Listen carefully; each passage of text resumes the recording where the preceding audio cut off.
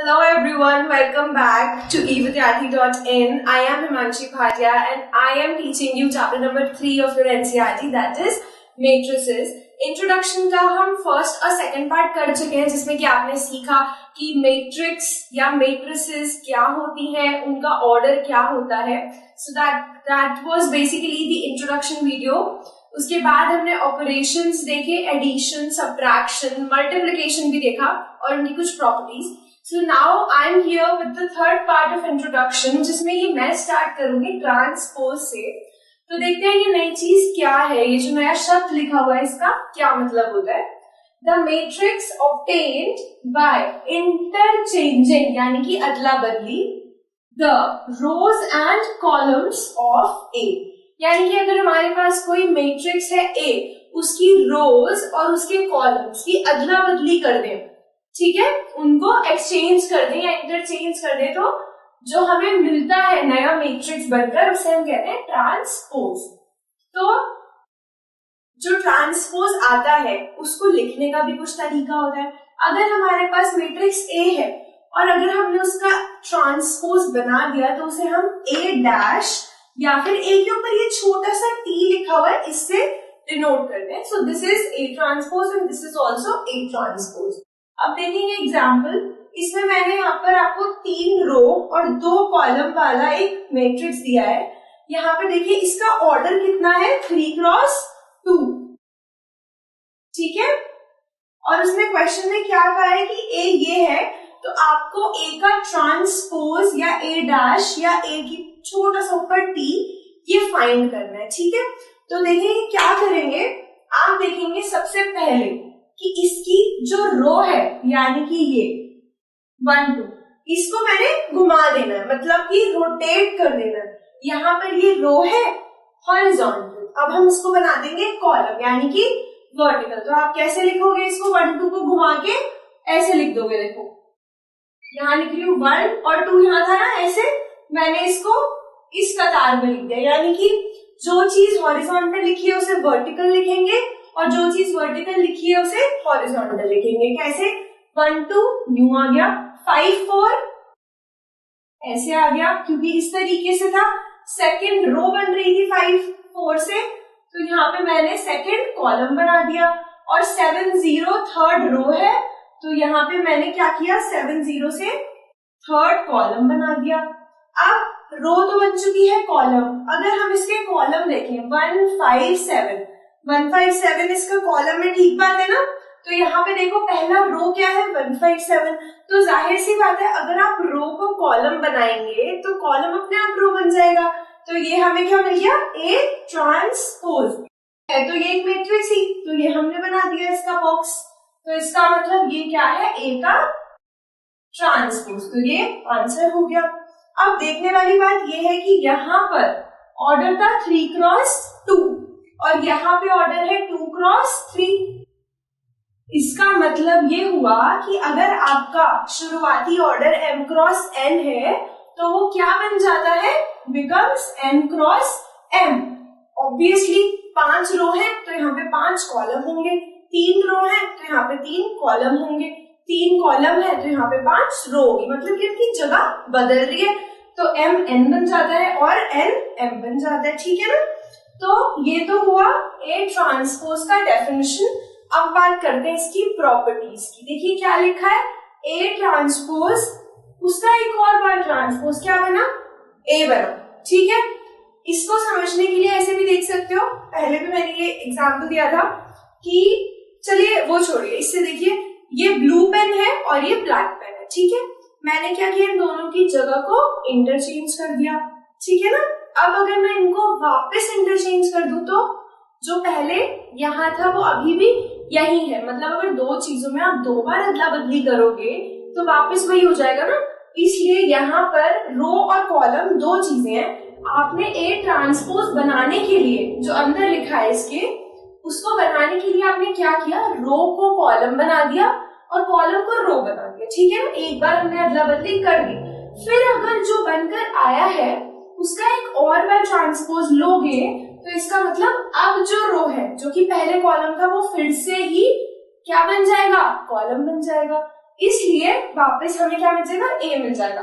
तो ये तो हुई अंडरस्टैंडिंग कि कैसे बनेगा, लेकिन हम वेरीफाई भी कर देते हैं आपके लिए। देखिए ये ए है, ये ए ट्रांसपोज है। अगर मैं इसका ट्रांसपोज फिर से करूं तो क्या मिलेगा, देखो ए ट्रांसपोज ये है, इसका एक और बार अगर मैं ट्रांसपोज करूं तो मुझे क्या मिलेगा, देखो 157, जो कि यहाँ पर एक रो है वो यहाँ पर एक कॉलम बनना चाहिए। ठीक है, अगर इस तरीके से देखना चाहते हो तो ऐसे देख लो कि 1 2 जो कि यहाँ पर एक कॉलम है वो यहाँ पे क्या बनना चाहिए, रो बनना चाहिए। तो जो कॉलम था वो यहाँ 1 2 ऐसे आ गया, 5 4 जो कि यहाँ पर एक कॉलम है इसको हमने इस तरीके से दूसरी रो बना दिया, और 7 0 जो तीसरा कॉलम है, देखो ये क्या बन गया, तीसरा रो बन गया। तो अब ये हमारे पास एक और मैट्रिक्स बनकर आ गई। ये देखो और ये देखो, क्या ये दोनों सेम है, बिल्कुल सेम है। 1 2 1 2 5 4 5 4 7 0 7 0। यहाँ पे 3 क्रॉस 2 था, यहाँ 2 क्रॉस 3 था, यहाँ पे वापस क्या मिल चुका है, 3 क्रॉस 2 मिल चुका है। इसका मतलब ए ट्रांसपोज का ट्रांसपोज जो ये आया किसके बराबर है, ए के बराबर है ना। तो फर्स्ट प्रॉपर्टी हमने वेरीफाई कर ली। अब सेकंड थर्ड फोर्थ प्रॉपर्टी क्या कहता है, देखो अगर आपने ए के अंदर कोई स्केलर मल्टीप्लाई किया है और उस पूरे का ट्रांसपोज किया है तो हमें क्या मिलेगा, जो हमारा मैट्रिक्स है उसका ट्रांसपोज और साथ में वही स्केलर जो हमने मल्टीप्लाई किया। क्योंकि देखो स्केलर का ट्रांसपोज अगर करोगे तो कुछ होगा नहीं, क्यों, क्योंकि वो एक सिर्फ नंबर है, जैसे कि 2 का ट्रांसपोज 2 ही रहेगा, तो ये एज इट इज नंबर बाहर आ गया। इसको भी हम वेरीफाई करके देख लेते हैं ताकि हमेशा हमें याद रहे। देखेंगे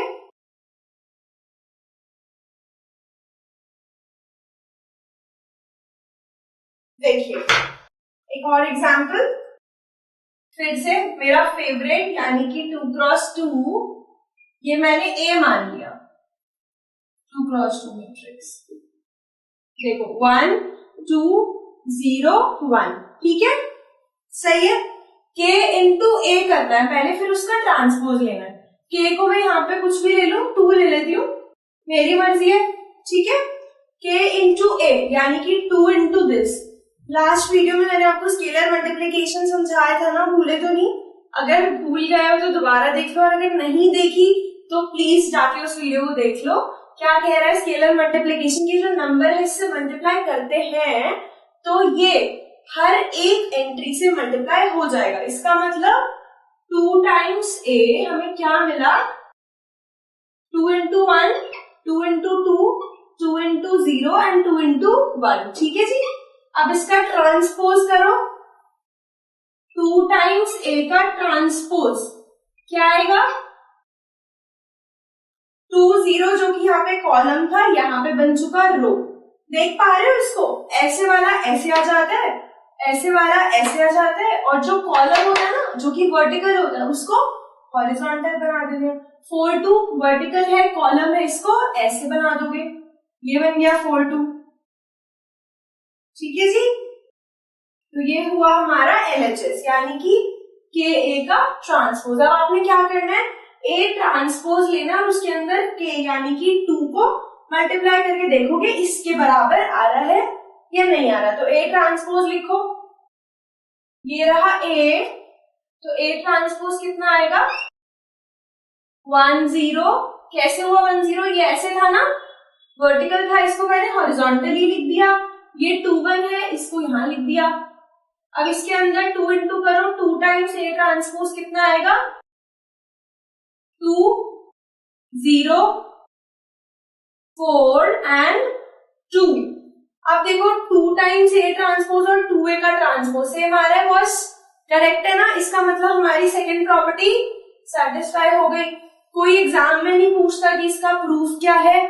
जब तुम क्वेश्चन करोगे, अप्लाई करोगे ना, तो अपने आप ये सब करने लग जाओगे। जब सिंप्लीफाई कर रहे होगे तो ये अप्लाई करते रहोगे डायरेक्टली। तो इसको स्पेशली बैठ के ऐसे रटने की कोई जरूरत नहीं कि साथ साथ यार हो जाएंगे अपने आप, ठीक है।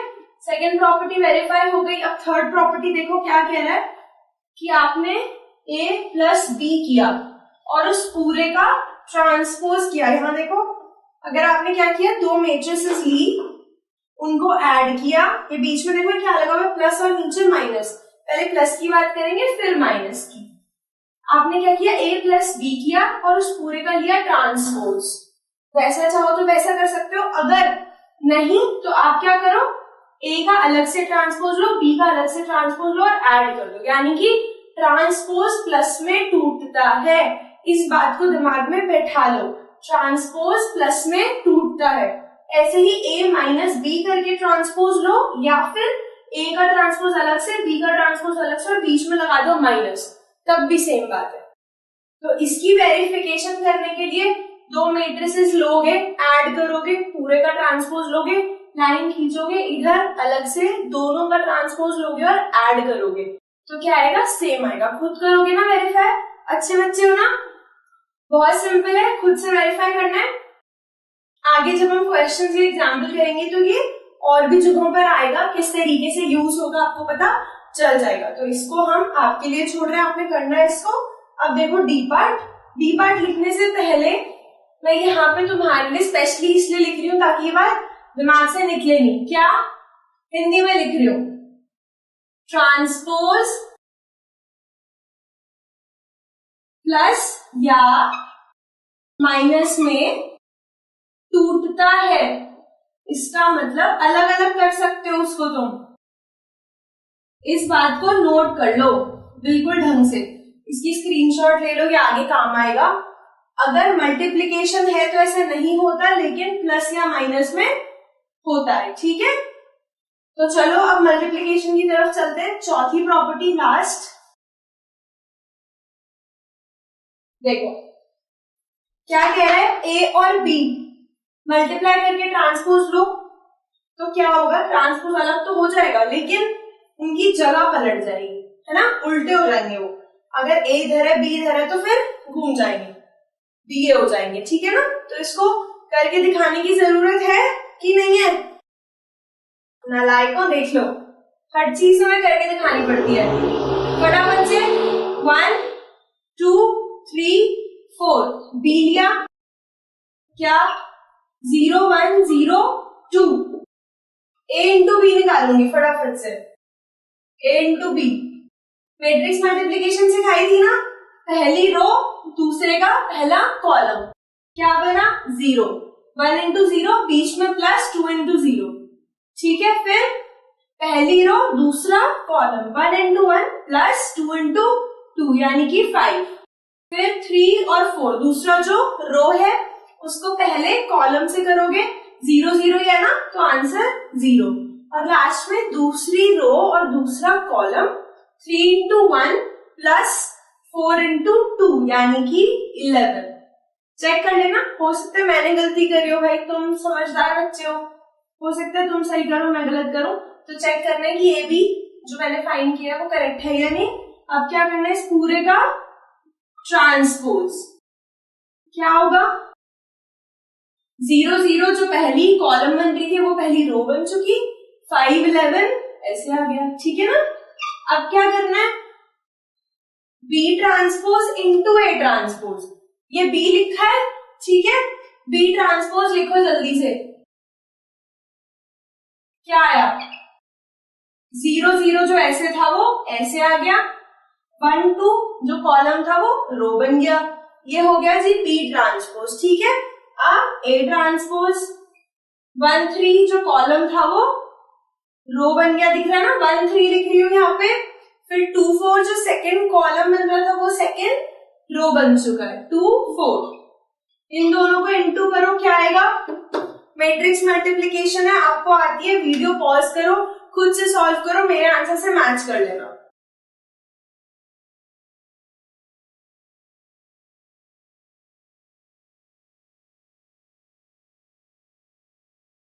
हाँ जी, तो ये आ रहा है B transpose A transpose, yes correct है। A और B का ट्रांसपोज लो, उसके बाद B और A का अलग अलग ट्रांसपोज लो, लेकिन उल्टे ऑर्डर में, तो सेम आता है। चेक हो गया ना, देखो ये दोनों सेम आ रहे हैं। अगर देखो बच्चों अभी भी आपको मैट्रिक्स मल्टीप्लिकेशन में प्रॉब्लम आ रही है ना कि मैंने किस तरीके से ये कर दिया है मल्टीप्लाई, तो प्लीज आप पिछले वाले वीडियो में जाओ जो सेकंड पार्ट है इंट्रोडक्शन का, और उसको देखो। मैंने उसमें बहुत अच्छे से चित्रकारी करके समझाया है कि कैसे हम दो मैट्रिसेस को मल्टीप्लाई कर सकते हैं और मल्टीप्लिकेशन की क्या क्या प्रॉपर्टीज होती हैं। तो उन्हें देखो और आपके जो आसपास के नालायक फ्रेंड्स हैं उन्हें भी दिखाओ।